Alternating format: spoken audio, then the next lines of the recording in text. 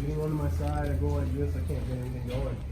I even try this, and Kevin's like, nah, I'm just gonna keep my foot on the ground, right? This is quite difficult to deal with, right? So I'm gonna go back to this one. But as soon as I've stepped over here, I'm gonna turn my hips all the way over. This is gonna seem crazy, right? But I'm gonna turn my hips all the way over like this until I can face the ground with them and make a better pincher, right? So when I'm like this, now Kevin's gonna keep his leg on the ground, right? It's not really gonna matter anymore because I turned my hips all the way over, right? Even if it doesn't work and I can't pinch it up, I can turn my hips over more, which makes his foot come off the, where you see that? It makes his foot come off of the ground. Clearly, I wanna do this one where I turn my hips over like this and I kind of snag it right here before I do this one where I Hail Mary my hips, right? You guys know what I mean, Hail Mary? A little dangerous, right? Not necessarily, not if I understand all the ins and outs of this position, but it's gonna take a long time to get really good with this.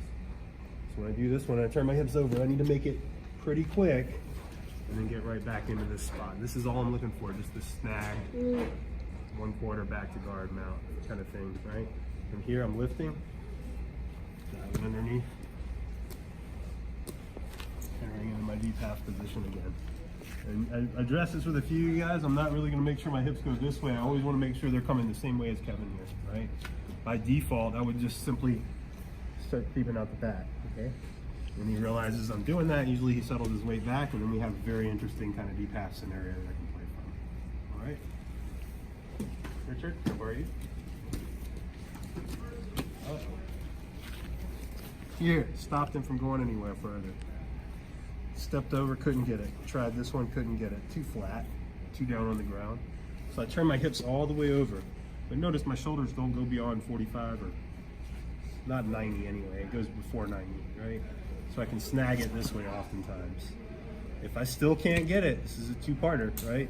I can lift all the way up. My butt comes up in the air, which makes Richard's foot come off of the ground easily. Now I got to go back to it. And now I'm in this spot.